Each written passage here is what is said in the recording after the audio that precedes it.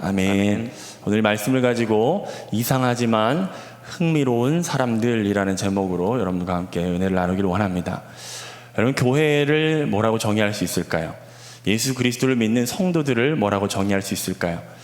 통상 우리들은 교회를 예수 그리스도를 주인이라 고백하는 사람들의 공동체다, 모임이다 라고 이렇게 얘기합니다.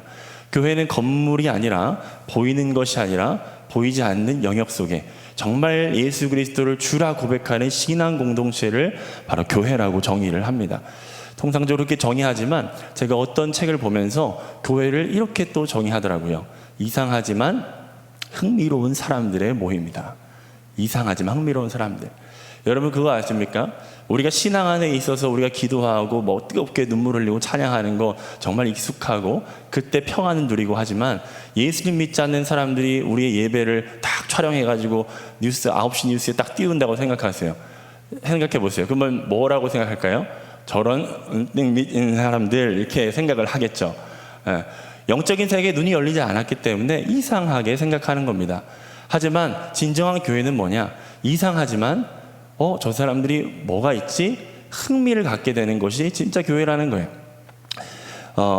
초대교회의 길을 묻다라는 책에서 제가 이런 말을 봤는데요. 근데 요즘의 교회는 어떤 모습일까요? 요즘의 교회는 이상하지만 진짜 이해가 안 되는 사람들, 또는 이상하지만 정말 이기적인 사람들, 위선적인 사람들, 혹시 이런 이미지를 가지고 있지는 않은가 돌아보게 됩니다. 이 초대교회의 길을 묻다라는 책을 집필하신 분은 메노나이트 작가인 앨런 크레이그라는 박사님이십니다. 앨런 크레이그 박사님께서 그 책을 집필하면서 초대교회가 어떻게 부흥하게 되었나, 그걸 초점을 두었어요. 그가 이제 결론을 내리기를 뭐라고 얘기했냐? 화려한 설교, 좋은 프로그램, 어떤 사람들이 편안하게 쉴 수 있는 어떤 공간, 이런 것이 아니라 바로 그리스도인 그들 자신을 통해서 부흥하게 되었다라고 얘기를 하고 있어요.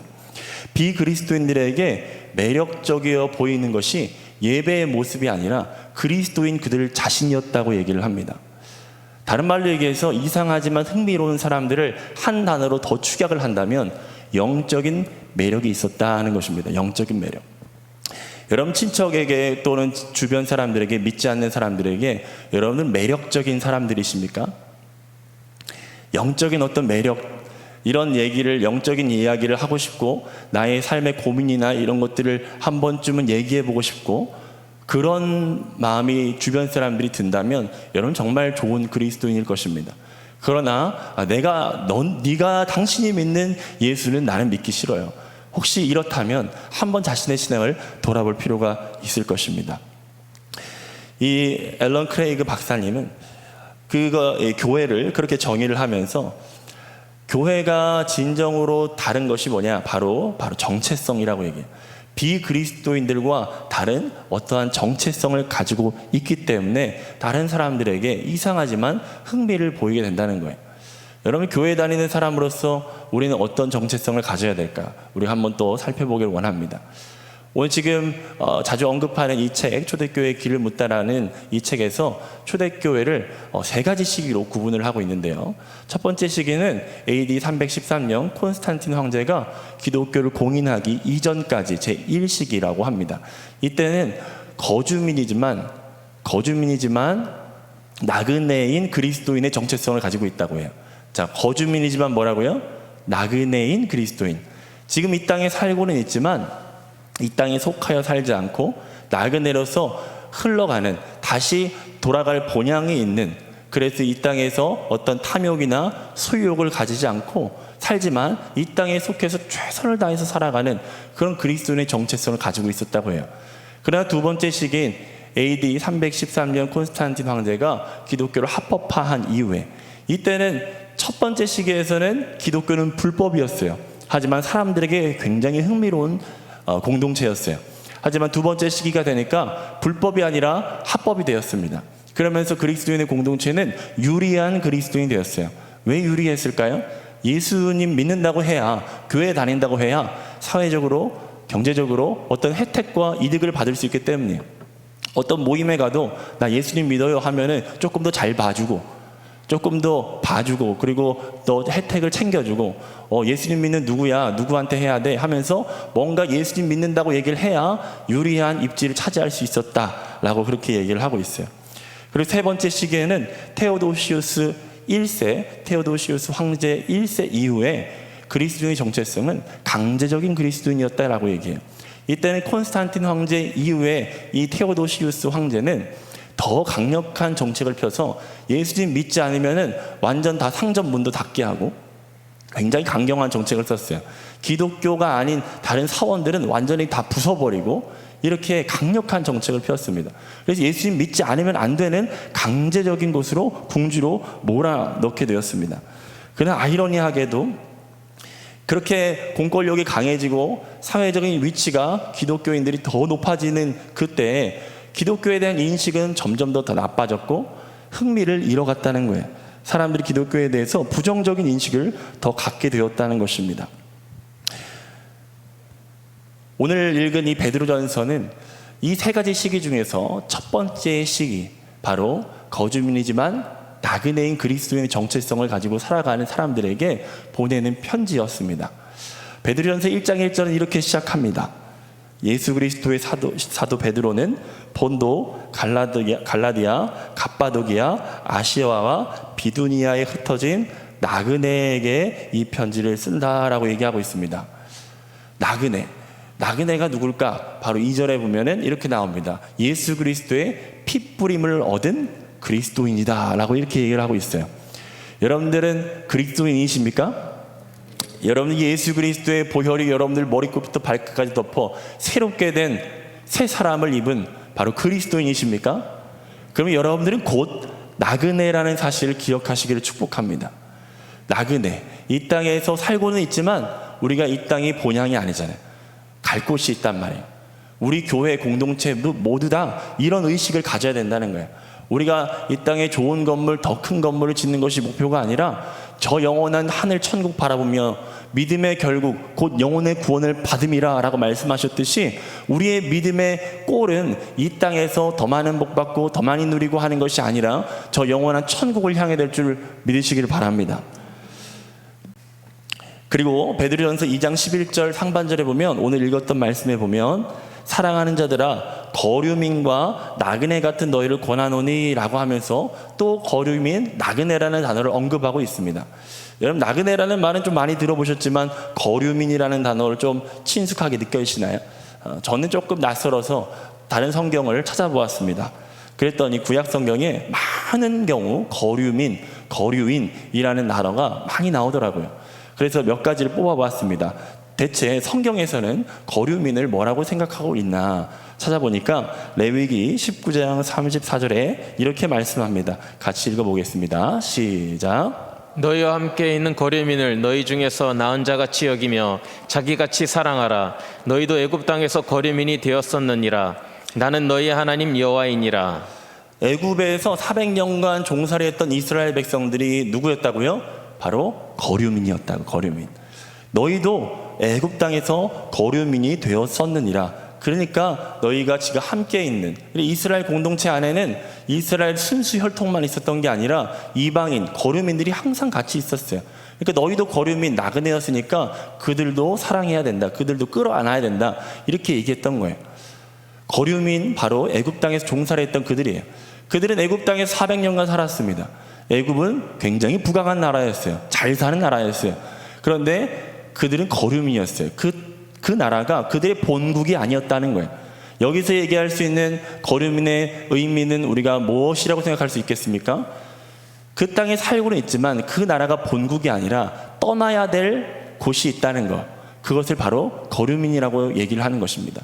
우리가 알고 있듯이 하나님께서 약속하신 땅, 그 땅을 향해서 가야 할 운명을 가지고 있는 것이 바로 거류민이었다는 거예요. 두 번째, 레위기 25장 23절을 한번 읽어보겠습니다. 시작. 토지를 영구히 팔지 말 것은 토지는 다 내 것임이니라. 너희는 거류민이요 동거하는 자로서 나와 함께 있느니라. 토지 얘기를 하면서 이 땅, 그러니까 이 하나님께서 만드신 이 부동산은 다 하나님 거래요. 그러면서 내 것이니까 너 마음대로 팔면 안 돼 라고 이렇게 얘기하고 있는 것이, 너희는 거류민이요 라고 이렇게 얘기하고 있어요. 이스라엘 백성들은 자신들의 조상들에게 물려받은 땅을 자신들의 마음대로 자신의 것이라고 생각해서 팔려고 해서는 안 된다고 주님께서 말씀하고 있는 거예요. 그러면서 너희는 거류민이다 라고 얘기하고 있습니다. 여기서 생각할 수 있는 거류민에 대한 정의는 무엇일까요? 그가 가지고 있는 소유가 그들이 지금 가지고는 있지만 사실상 그들의 것이 아니다 라는 거예요. 첫 번째 우리가 레위기 19장에서 살펴봤던 거류민에 대한 정의는 바로 어떤 소속에 대한 의미의 거류민이라면, 두 번째는 바로 소유에 대한 의미의 거류민이라고 생각할 수 있습니다. 우리의 소속, 우리의 소유는 다 우리의 것이 아닙니다. 여러분 믿으십니까? 지금 우리가 있는 소속, 우리가 있는 소유, 이 모든 것들은 우리의 것이 아니라 누구의 것입니까? 바로 하나님의 것이에요. 하나님의 것. 우리 교회가 어려움에 빠지고 분쟁이 생기고 하는 대부분의 경우가 이 소유에 집착하게 될 때라는 사실을 우리는 기억합니다. 또 어떤 것입니까? 또 어떨 때 갈등이 일어납니까? 내가 이 한 자리 차지하려고 하는 그 소속에 대한 그런 목마름, 그런 갈증, 하나님 나라에 대한 소망보다, 그런 소속에 대한 그런 사모함보다 이 땅에서 한 자리 하고자 하는 그런 소속에 대한 갈증, 그런 것들로 인해서 분쟁과 다툼이 일어나는 것이죠. 진짜 거류민에 대한 정체성이 있다면 소속이 하늘나라고 내 소유가 하늘 상급이니까 이 땅에서 욕심과 사욕이 없는 것입니다. 여러분 정말 이 정체성이 여러분들 가운데 있기를 축복합니다. 다시 한번 더 정리한다면 거류민은, 나그네는 현재 살고 있는 땅에 거주하고는 있지만 본국이 아니기에 때가 되면 떠나가야 된다는 거예요. 그리고 현재 가지고 있는 것이 있어도 자신의 소유를 주장할 수가 없다. 이것이 바로 거류민에 대한 의미라는 것입니다. AD 2년 2세기 후반에 저자는 누군지 알 수 없지만 디오그네투스라는 사람에게 보낸 편지가 있습니다. 그 편지의 내용 중에 어떤 내용이냐면, 기독교는 이런 거야, 예수님 믿는 사람들은 이렇더라 라고 하는 것을 디오그네투스라고 하는 사람에게 설명하는 글이 있어요. 그 글에 기독교를 뭐라고 생각하고 뭐라고 지금 상술하고 있는지를 한번 제가 읽어드리겠습니다. 한번 눈으로 한번 따라와 보세요. 그리스도인들은 국가나 언어 또는 문화로 다른 사람들과 구별되지 않는다. 그들은 그들만의 도시에서 살지도 않고 그들만의 독특한 대화 방법을 쓰지도 않는다. 삶의 방식도 특별한 것이 없다. 그러나 그들이 그리스나 원시적인 도시에 살들지 의복이나 음식 그리고 다른 일상생활의 방식에서 그 지역의 풍습을 따라 산다. 동시에 그들은 아주 두드러지고 독특한 자신들만의 살아가는 방법이 있다. 그들은 자신들의 국가에 살지만 거주민이자 나그네의 정체성을 가지고 살아간다. 시민으로서 모든 일에 참여하지만 외국인으로서 모든 것을 참고 산다. 모든 낯선 땅이 자신들의 조상 땅이라고 생각하지만 모든 조상의 땅이 또한 낯선 땅이다. 여느 사람들처럼 결혼하고 아이를 낳지만 자녀를 버리지는 않는다. 자신의 집을 다른 사람들에게 제공하지만 침대를 더럽히지는 않는다. 모든 사람을 사랑하지만 모든 사람에게 박해를 받는다. 그들은 가난하지만 많은 사람을 부유하게 한다. 간단히 말해서 영혼이 육체 안에 있는 것과 같이 그리스도인들은 세상 안에 있다라고 이렇게 얘기하고 있습니다. 이 어두운 세상 가운데 예수 그리스도께서 오셨듯이 우리도 이 어두운 세상 가운데 보냄받은 나그네임을 여러분 기억하시기를 축복합니다. 이 땅에서 우리는 최선을 다해서 살아야 됩니다. 우리는 산속으로 들어가는 종교가 아니에요. 이 땅에서 최선을 다해서 거룩과 성결을 지키면서 정직과 공의를 지키면서 이 땅에 살아가지만 이 땅에 우리가 한 자리 하기 위해서 하는 것이 아니라 영원한 소망 때문에 하나님께서 우리에게 맡겨주신 그 그리스도의 사랑 때문에 이 땅에서 헌신하고 봉사하며 사는 존재가 바로 성도요 교회인 줄 믿으시기 바랍니다. 여러분 그러나 안타까운 것이 무엇입니까? 대부분의 많은 교회들이 분쟁하고 싸우는 이유, 그 골자를 보면은 이 나그네에 대한 정체성을 잃어버렸기 때문입니다. 교회에서 있어야 할 이 정체성이 흐릿해졌습니다. 강단에서 믿음을 설교할 때 세속화된 그리스도인은 믿음을 육체의 정욕과 탐심을 위한 도구로 사용합니다. 내가 이 자리를 위해서 믿음으로 기도해요. 내가 이 소유를 더 얻기 위해서 믿음으로 기도해요. 그런데 그것이 얻어지지 않았다고 분쟁하고 분투하고 속상해합니다. 인간적인 마음으로 그럴 수 있지만 정말 믿음으로 기도하고 하늘 소망 바라봤다면 여러분 분쟁하고 분투하겠습니까? 하나님께 맡겨놓고 감사할 일이죠. 하지만 우리는 믿음으로 기도한다고 하지만 이것을 자기의 정욕과 자기의 탐심으로 이용할 때가 얼마나 많은지 모르겠습니다. 여러분 믿음의 목표를 잘 기억해야 돼요. 믿음의 목표가 무엇입니까? 베드로전서 1장 9절을 세번역 성경에서 이렇게 말씀합니다. 여러분은 믿음의 목표 곧 여러분의 영혼의 구원을 받고 있는 것입니다. 이렇게 얘기하고 있어요. 믿음의 결국을 목표라고 번역하고 있어요. 여러분들이 믿음 생활 잘하는 목표가 뭐예요? 여러분은 믿음을 잘 지켜야 된다고 생각하는 목표가 뭐예요? 이 땅에서 잘 살기 위해서, 내 자녀가 더 잘 되기 위해서. 여러분 그 믿음은 기독교가 아니라 불교도 가지고 있고 천주교도 가지고 있고 이방 종교도 다 가지고 있는 믿음이에요. 하지만 진정한 예수께서 말씀하시는 믿음은 바로 천국을 향하는 믿음인 줄을 여러분 믿으시길 바랍니다. 교회 안에서 진정한 교제가 일어나기 위해서 여러분 이 나그네의 정체성을 우리는 붙들어야 돼요. 교회가 예배하며 진정으로 사모해야 될 것은 바로 영원한 천국으로 이끄실 그리스도의 온전한 은혜인 줄을 여러분 믿으시기 바랍니다. 믿음을 가지고 붙잡을 것은 바로 이 땅에서의 누릴 잠깐의 은혜, 물론 하나님께서 시시때때로 우리에게 은혜를 주시지만 우리가 궁극적으로 붙들어야 될 은혜는 바로 장차 오실 예수 그리스도 재림의 예수께서 우리에게 주실 그 영화의 은혜를 바라봐야 될 줄 믿습니다. 베드로전서 1장 13절 말씀을 같이 읽겠습니다.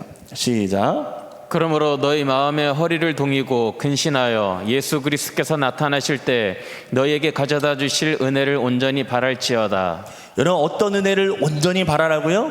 말씀 한번 다시 띄워주시면 어떤 은혜를 온전히 바라라고요? 예수 그리스도께서 나타나실 때에 너희에게 가져다 주실 은혜를 온전히 바라래요. 그 은혜를 기다리래요. 그 은혜를 위해서 너희 마음의 허리를 동이래요. 이 땅에서의 은혜에 일희일비하지 말고 이 땅에서 벌어지는 모든 일에 일희일비하지 말고 하나님께 주실 온전한 은혜, 그 온전한 은혜를 바라라는 거예요. 그래서 마음의 허리를 동이고 우리에게 달려갈 경주를 하라고 주님께서 말씀하고 있는 것이에요.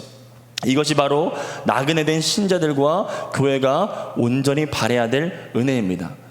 땅으로 향하던 우리의 시선이 하늘을 향하게 되는 것, 물질을 향하던 우리의 마음이 영혼을 향하게 되고 보이는 것들을 바랬던 우리의 생각들, 우리의 눈이 보이지 않는 것을 바라보게 되고 썩어질 것들을 바랬던 자들이 썩지 않고 더럽지 않고 수행하지 않은 유업을 바라보는 것, 그것이 주님께서 우리에게 말씀하신 은혜를 바라라고 하는 의미인 것입니다.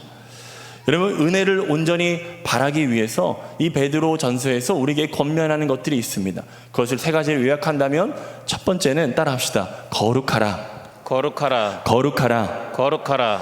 이 은혜를 온전히 바라기 위해서는 우리가 거룩을 사모해야 돼요. 베드로전서 1장 14절에서 15절 같이 읽겠습니다. 시작. 너희가 순종하는 자식처럼 전에 알지 못할 때 따르던 너희 사욕을 본받지 말고 오직 너희를 부르신 거룩한 이처럼 너희도 모든 행실에 거룩한 자가 되라. 네, 15절 말씀 띄워주시면 너희를 부르신 이처럼 너희도 모든 행실에 어떤 자가 되라고요? 거룩한 자가 되래요. 여러분 여기서 말하는 거룩은 이 문맥에 따라 생각해 본다면 어떤 의미와 일맥상통하냐? 바로 14절 말씀이랑 일맥상통해요. 14절 말씀을 한번 띄워주시면 너희가 순종하는 자식처럼 전에 알지 못하던 때에, 그러니까 거룩하지 못했던 때에를 이렇게 표현하고 있는 거예요. 너희가 순종하는 자식처럼 전에 알지 못했던 때에. 그러니까 거룩이 뭐와 동일시되고 있어요? 바로 순종과 동일시되고 있습니다. 순종. 여러분 거룩한 삶, 다른 말로 표현한다면 우리를 부르신 그분의 말씀에 순종하는 삶인 것을 여러분 믿으시기 바랍니다. 여러분 진짜 은혜를 바라는 자들은 하나님의 말씀에 순종하는 삶을 살아갑니다. 은혜만을 위해서 기도하고 나는 아무것도 안 하는 것이 아니라 정말 은혜를 바라는 자들은 나의 삶에 하나님의 말씀이 온전히 이루어지기 위해서 순종하는 삶, 거룩한 삶을 살아간다는 거예요. 그 영역은, 그 범위는 어디까지라고요? 모든 행실에 거룩한 자가 되라고 주님 말씀하고 있습니다. 나그네로 있을 때에 두려움으로 지내라고 주님께서 말씀하고 있는 것이에요. 두 번째 우리에게 주시는 권면은 순전하고 신령한 젖을 사모하라 라고 말씀하고 있습니다. 한번 따라해 볼까요? 순전하고 신령한 젖을 사모하라. 신령한 젖을 사모하라. 네, 베드로전서 2장 1절과 2절 말씀을 같이 읽겠습니다. 시작. 그러므로 모든 악독과 모든 기만과 외식과 시기와 모든 비방하는 말을 버리고 갓난아기들 같이 순전하고 신령한 젖을 사모하라. 이는 그로 말미암아 너희로 구원에 이르도록 자라게 하려 함이라. 여러분, 우리가 신앙에서는 어린아이가 되지 말고 장성한 분량에 이르러야 될 줄 믿습니다. 아멘이십니까? 그런데 장성한 분량에 이른다는 것은 다른 말로 얘기해서 어린아이가 된다는 의미예요. 무슨 의미냐?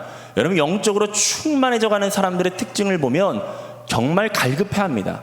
갈급해해요. 우리의 육체는요, 먹으면 먹을수록 포만감을 느끼지만 우리의 영혼은 먹으면 먹을수록 더 배고파집니다. 우리의 영혼은요, 은혜를 받으면 받을수록 더욱더 하나님의 은혜를 갈망하게 돼요. 정말 충만한 사람은 말씀을 한 장 읽다가 두 장 읽게 되고 세 장 읽게 되고, 첫 번째는 내가 말씀을 붙들고 있는 것 같지만 이제는 그 말씀이 나를 붙들고 가는 경험을 하게 되는 거예요. 그래서 장성한 분량에 이르는 사람은 다른 말로 얘기해서 갓난아기가 되는 거랑 같은 의미예요. 갓난아기들 같이 순전하고 신령한 젖을 사모하는 자가 되는 것입니다. 이것을 위해서 주님께서 이렇게 말씀하세요. 이는 그로 말미암아 너희로 구원에 이르도록 자라게 하려 함이라. 여러분, 하나님의 말씀을 얼마나 사모하고 있습니까? 하나님의 은혜를 정말 받으신다면, 그 영원한 천국을 향한 믿음을 여러분 소유하기를 원하신다면 말씀을 가까이 하시길 바랍니다. 말씀을 가까이 하시길 바랍니다. 여러분, 이 강단에서 얼마나 말씀에 대해서 읽지만 선포하지만 우리의 현실을 한번 조명해 보세요. 나는 오늘 말씀을 얼마나 가까이 했는가? 말씀을 얼마나 가까이 했는가? 우리는 매번 반복적으로 듣지만 조금 그만 좀 얘기했으면 좋겠지만 계속 반복적으로 얘기하는 것이 우리가 잘 안 되기 때문이에요. 하지만 여러분, 다시 한 번 더 우리 이 시간 결단합시다. 하루에 단 몇 장이라도, 아니 20분 30분만이라도 하나님의 말씀 읽으시기를 축복합니다. 그 하나님의 말씀 붙드시기를 축복합니다. 세상에서 TV와 스마트폰 굉장히 오락 즐길 것 많지만 여러분, 그 사욕들을 정복하시고 하나님의 말씀, 그 신령한 젖을 사모하는 여러분 되시기를 축복합니다. 하나님의 은혜를 바라는 자들의 세 번째 특징은 선한 행실을 갖는 사람들이에요. 한번 따라해 보겠습니다. 선한 행실을 가지라. 선한 행실을 가지라. 선한 행실을 가지라. 선한 행실을 가지라. 베드로전서 2장 11절 12절을 같이 읽겠습니다. 시작. 사랑하는 자들아, 거류민과 나그네 같은 너희를 권하노니 영혼을 거슬러 싸우는 육체의 정욕을 제어하라. 너희가 이방인 중에서 행실을 선하게 가져 너희를 악행한다고 비방하는 자들로 하여금 너희 선한 일을 보고 오시는 날에 하나님께 영광을 돌리게 하려 함이라. 아멘. 여러분, 11절 말씀 다시 한번 띄워주시면, 거류민과 나그네 같은 너희를 권하노니 육체의 정욕을 제어하라 라고 말씀하고 있습니다. 여러분, 거류민에게 가장 큰 적은 누구냐? 나그네에게 가장 큰 적은 누구냐? 외부에 있는 것이 아니에요. 우리의 내부에 적이 있어요. 그것이 무엇입니까? 바로 정욕이에요. 정욕. 이 정욕을 정복하지 못하면 거류민인데, 나그네인데 이 땅에 영원히 살 것처럼 그냥 안주해 버린다는 거예요. 정욕을 제어하지 못하면 이 땅이 전부인 것처럼 눌러앉게 된다는 거예요. 그 정욕을 제어하는 방법에 대해서 12절 말씀에 이렇게 말씀하고 있어요. 너희가 이방인 중에서 행실을 선하게 가져 너희를 악행한다고 비방하는 자들로 하여금 너희의 선한 행실을 보고 오시는 날 하나님께 영광을 돌리게 하라. 육체 정욕을 제어하는 여러 방법을 설명할 수 있겠지만 오늘 이 본문 말씀에서는 선한 일을 하라라고 말씀하고 있습니다. 육체 정욕과 성령은 대립하고 있어요.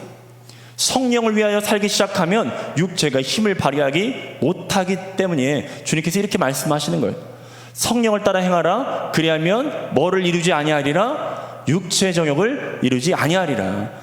육체의 정욕을 정복하라 라고 말씀하신 것은 다른 의미로 선한 일을 하라라고 하는 의미예요. 하나님, 제가 이런 죄 짓지 않게 해주세요. 짓지 않게 해주세요가 아니라 하나님, 이런 선한 일을 하게 해주세요. 라고 기도하면 여러분, 그 선한 일이 우리의 물질과 시간과 에너지를 정복하게 되면서 성령의 충만으로 내 안에 있는 악이, 어둠이 물러가는 줄을 여러분 믿으시길 바랍니다.